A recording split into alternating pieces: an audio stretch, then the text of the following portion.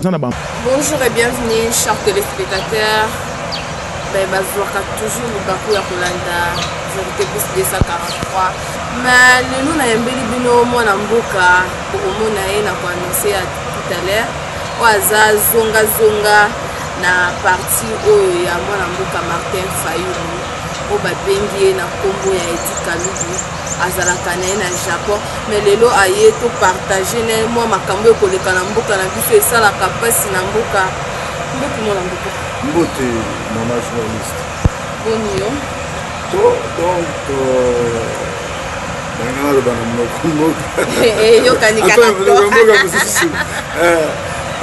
tout ça bien, Nanzoto, mais na Mboka Bouye, tout va bien. Mboka Bouye, tout ça bien, non, Mboka, Oyaka, Ozumaka, mais. Ngonga oye observation na yo lingo kotala mboka ningo kotambola lecture noko sala ndenge observation na ngai ma chère comme toujours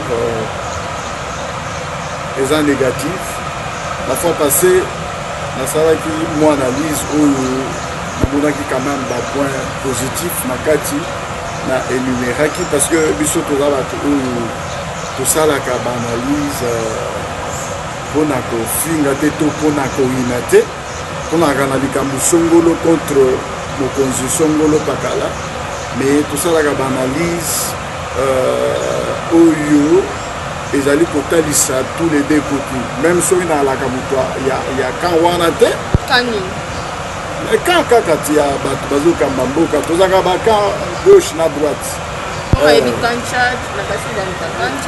quand on a zolo bazao wanate c'est-à-dire ezali légal choloba gauche na droite même si on a ali mutu angambo bato wanate pour utiliser terme mususu soyons clairs le boza muta majorité toza muta opposition oh mais wana eza connu nde yango na utiliser gauche na droite ailleurs balobaka ndenge wana nga nazaka na opposition c'est-à-dire nalaka na ngamba peuple bato oyo bazo souffrir ensemble na biso la petite peuple vous comprenez alors j'étais en train de dire pour se perturber que nazaka kosala la fois passée asali par analyse natalaki moi ba point positif na soulignaki mpe yango que non après tout tokoloba te que nyonso eza kaka mabe ya mwa malamu ezali mais mingi nde eza mabe alors soki bakokaki kobongisa po eza likambo etali mboka.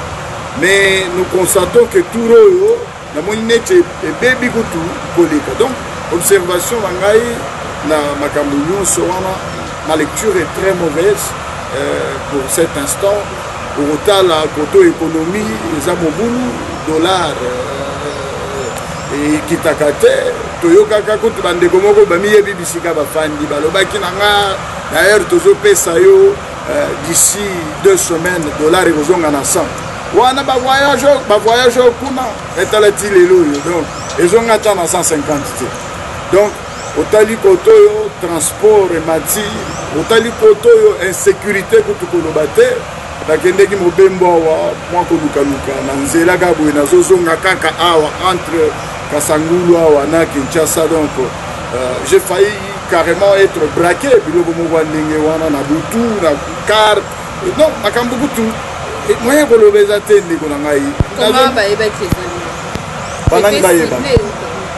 non, je ne pense pas que je puisse être ciblé. Pourquoi on a ciblé? Parce que dans la Rabisso, éducation, tu n'es pas maître Nabisso, Etienne Tshisekedi Wamulumba, d'heureuse mémoire, je cesserai de le dire.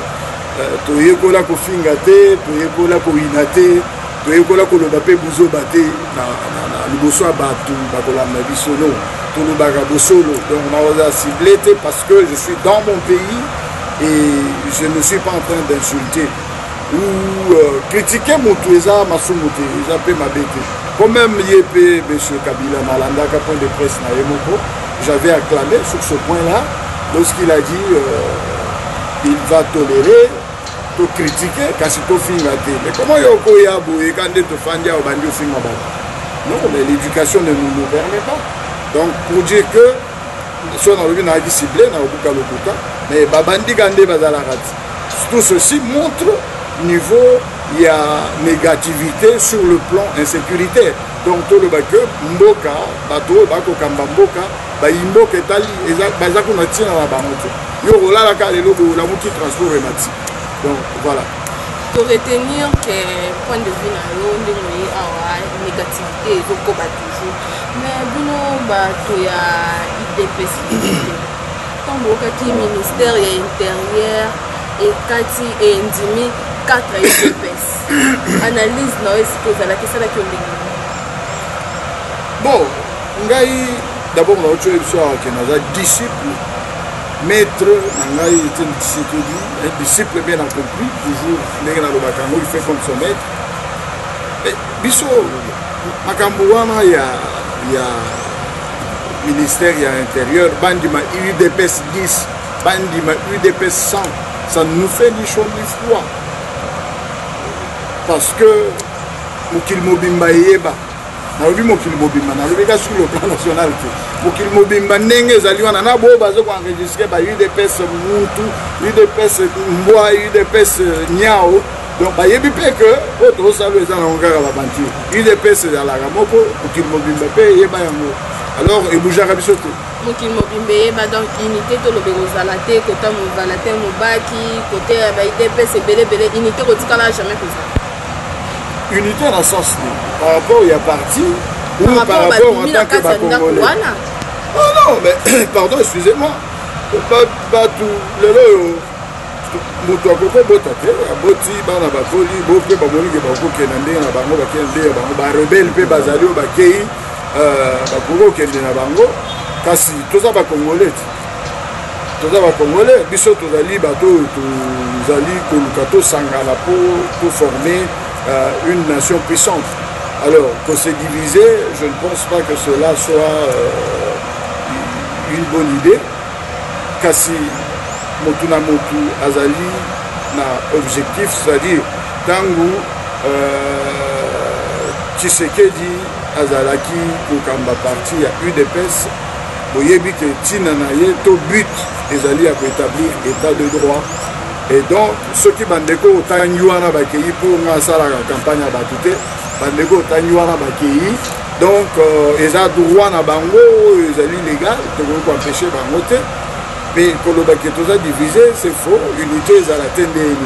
Dès lors que bango balobi tozo bunda po mboka échanger, biso be tolobi que tozo bunda mboka échanger, mais mutuna coin na ye.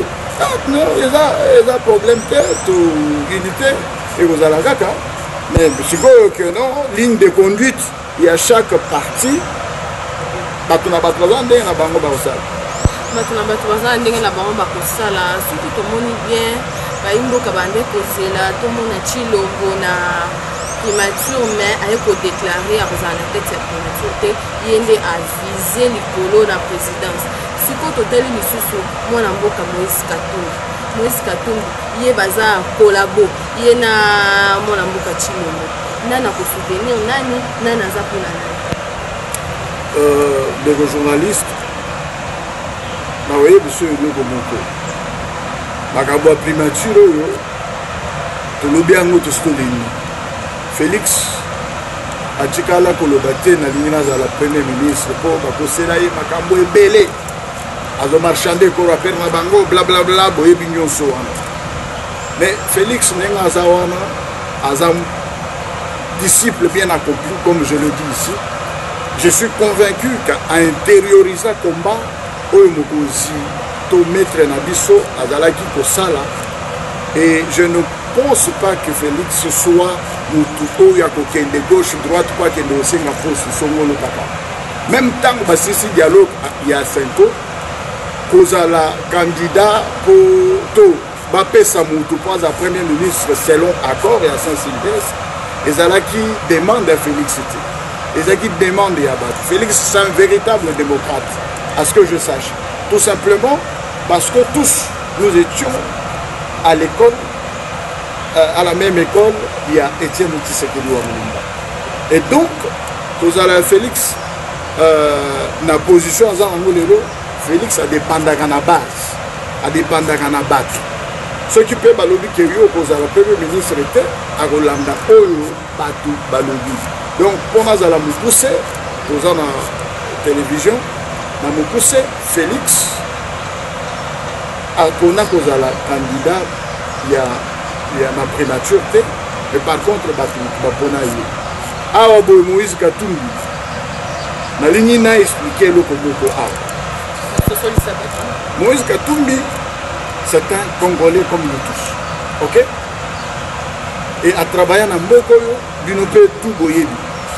Bateau, il est gauche, droite, Macha, Kitia, Kendeka, Sangoulou, Kotate, Azongate. Donc, les a Makamboson pour Akambaki, province Moulin et Mbokoyo. Maintenant, Kozala, na Félix, Bazali, Kozala en tant que Baninga, Bamas. Parce qu'il faut scinder les choses.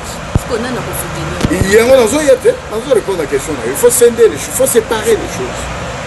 J'ai toujours dit avec mes frères biologiques, hein, quand on est au boulot, on a un petit na yotu, on a un patron. Si on est au boulot, on peut bien ngandengo lingi, on peut bien na mapeka et tout. C'est la même chose. Moïse, na Félix, pas banika. Mais na Moussala, oyo etali makambo mboka bakabola kama makambo wana nani ko soutenir moninga nani ko soutenir moninga te ça ce n'est même pas un problème baza baninga ceux qui ba commis na point mais surtout dans l'opposition pour le bien et c'est quel taux pour la candidature commune. OK, et donc pour la candidature commune wana et à Ponama il faut baler kana primaire.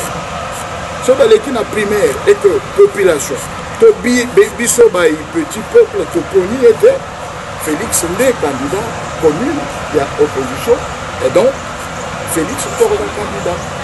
Et ceux qui ont poni Moïse, Moutou la candidat, eh bien, Moïse, Moutou la candidat, et pour voter, ceux qui ont poni Martin Fayoulou, Moutou la candidat, eh bien, Bissotou, Tokolanda, Toponi Martin Fayoulou.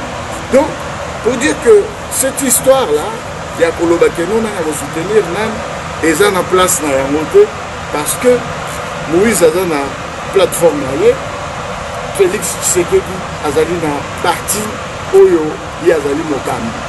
Donc, nous séparer, Makambouana, et ça clair. Mais nous ne voulons pas entendre des langages du genre, soit Félix ou rien. Non, on est en démocratie. Soit Moïse ou rien, mais non, on est en démocratie. Soit Fayoulou ou non, Nena Yokaki n'a cité ce pesant solo. Mais ceux qui Valentin Moubaki sont en opposition et que Baké n'a primaire, Baponi Valentin Moubaki, puis sont comme démocrate, tu peux bimisa bitumbate, tu peux tirer dans la poison, tu peux voter Valentin Moubaki. Ceux qui primaire répondent. Vous devez savoir que vous êtes en train de parler avec un démocrate, formé pendant n'importe quelle école, l'école à Gaillard. Dans mon kilo, il y a Etienne Tshisekedi. Donc, on ne s'est jamais battu pour des postes, parce que à un moment donné, ils en ont dit, Tika Moussala yango pesa yo poste, que yo on est du Misapo pas pesa yo poste. Donc, dans beaucoup de base na répondre, la préoccupation mayo ya Félix Tshisekedi. Nenge tozo yoka bato sous na cité balobi yo no bato ensemble balobi balobi que non ou Katumbi il y a élection ou pas Katumbi il n'y aura pas élection. Non.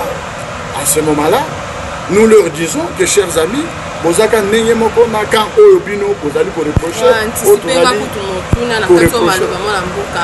mais tout le monde a payé mon amboka Moïse Katumbi. On dirait à Tikinda Boarasop, à Tikinda Ongambo R, a commis trop G7, trop ensemble.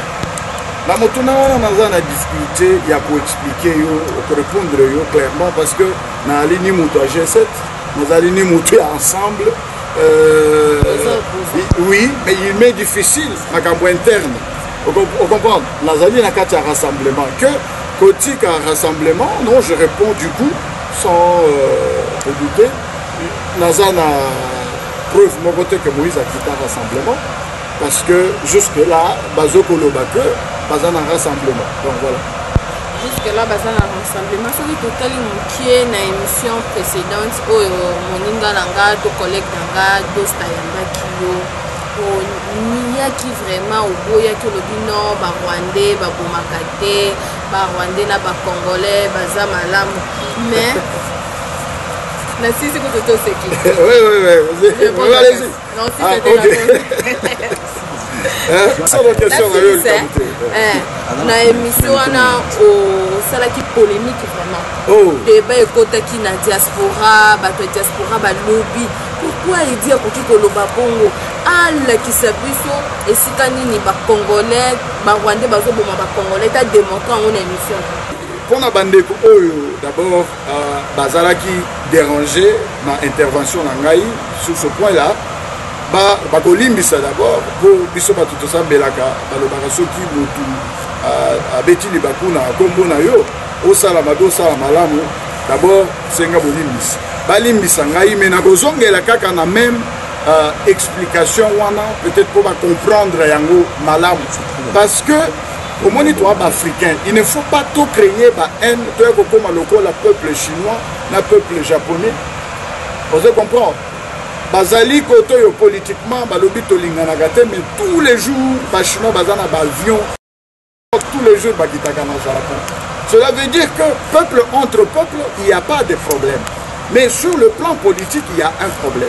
Évidemment aujourd'hui je veux vous dire tout haut, si là on me donne l'occasion d'être devant Kagame, ma soeur, je vais lui dire ce que je pense par rapport je vais lui dire par rapport à ce que je pense na makambu oyo.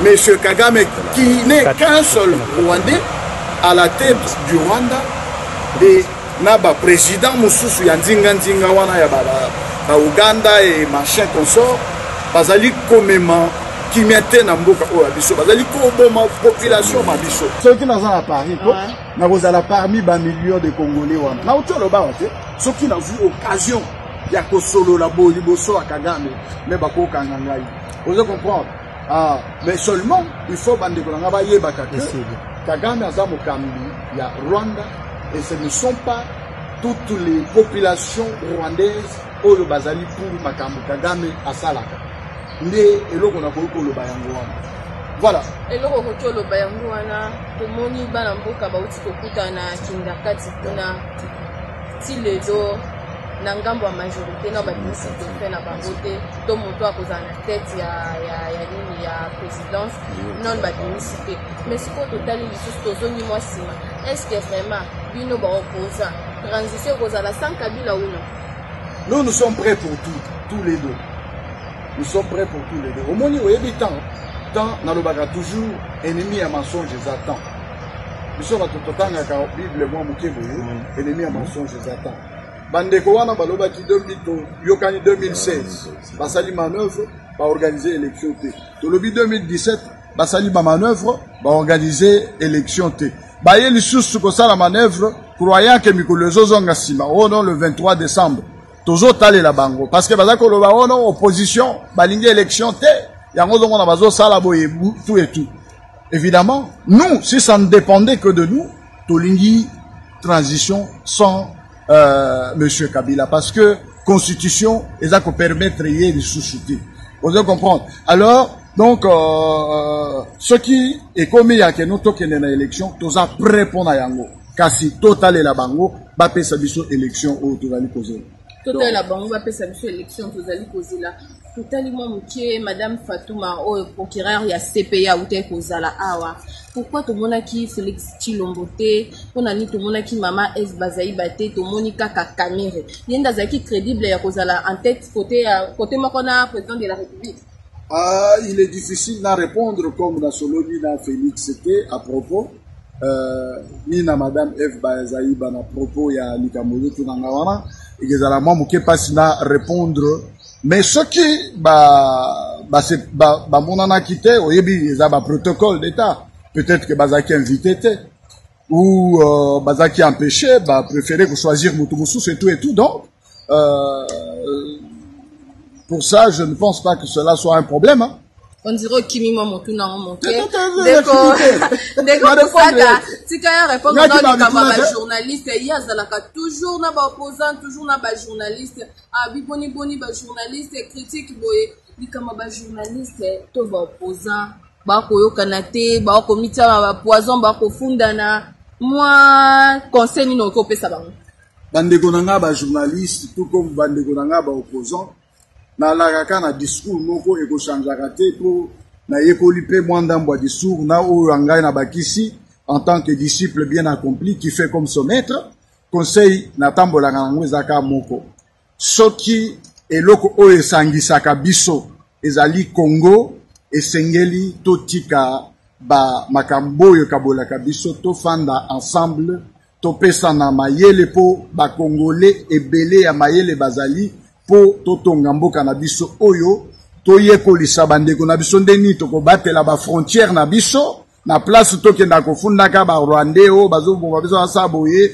bango bazo défendre ba frontière na bango tika biso pe to zala mutu moko po to défendre ba frontière na biso to relever défi Congo oyo ezali bomengo ya ba Congolais etombwa ma ekende liboso makambu ya kobomana kowelela ko finga na ko se critiquer ndenge na yo kaka na ngambo ba journaliste ndenge moko okoyoka journaliste oyo aleki na ekran non ba mususu ba journaliste ya nzala ba mususu non ba journaliste ya boy bino ba journaliste soki eloko esangisaka bino ezali métier na bino il y a pas de raison quoi qu'il en soit quel que soit ba dispute oyo bokokaki kokutana po boza humain boza parfait il y a pas une seule minute oyo koko diviser bino parce que bino bolobi boza lelo so 4e puissance soki na se tromper et soki lelo bobandi ko fundana okoyoka na sale émission de na sale na bino awa bosubo alerter bandeko ya aner mais bino ba journaliste ozokendo funda moninga na yo journaliste ozoluka ochela moninga na yo journaliste poison tango susu po aza na succès balandaka ye trop tango mususu po ba mususu balingaka ye trop alors yo lokola tango mususu balandaka yo trop te oluka o détruire moninga na yo wende wokende kosala ba intox ba makambo oyo zanga tina te po moninga na yo akita na se donc totika biloko oyo bandeko nanga ba journaliste na tuna kindeko moko mutuna na tunieme comportement obo afishaka ezala bino bato internet ezala bino bato ya ba écran ba journaliste na ba misusu ba mikolo ba père bana obo afishaka wana est-ce que c'est petit ou c'est grand?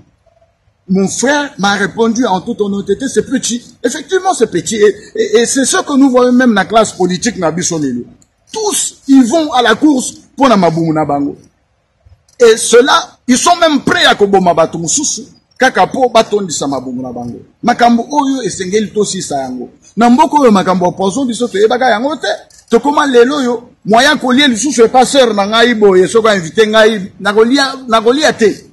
Moyen na mela boye na kimia ezate po na yebite tango na kobima wana tango mususu biloko akati e bandi ko so anga ba meminga na ngaliema na kati.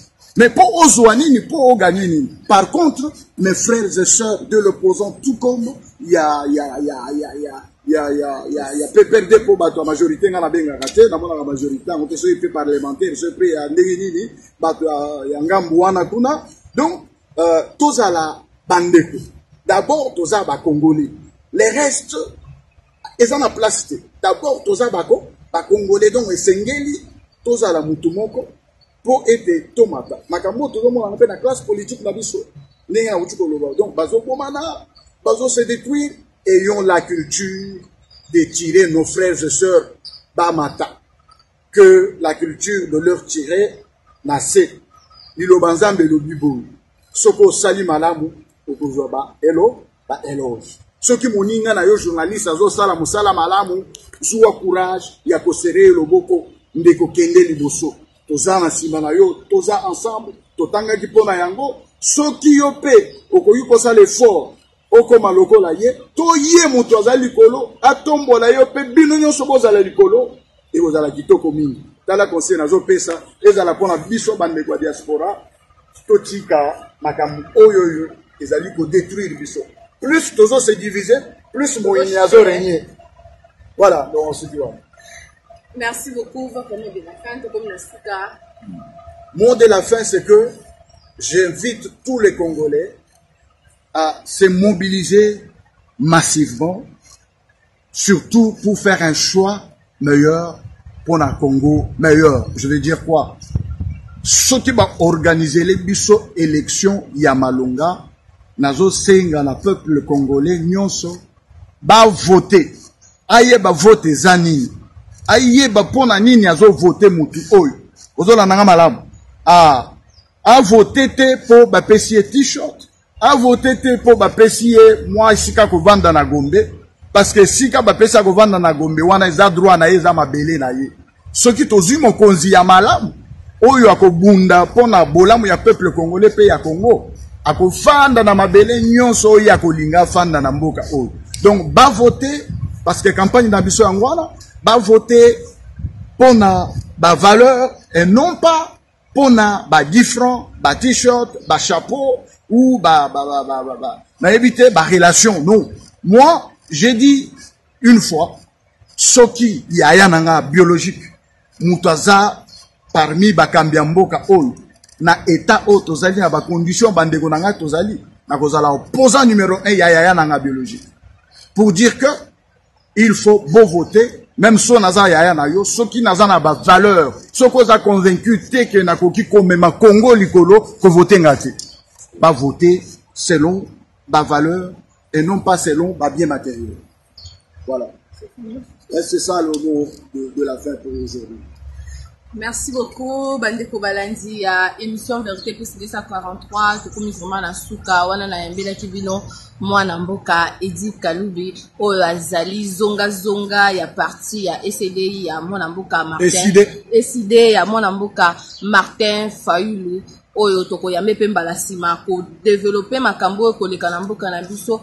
Merci na yo vraiment, na temps ozui pour na koyamba biso, Merci. Wana na keli susu ko remercier bato baraka obe na machine, na caméra, je vois Daddy Kusaka, wazaka toujours derrière la caméra, merci à toi. O kendara toujours koti kabiso partout, ata ceux qui toza na kati ya chaîne o memara biso bisika nyoso, merci à toi.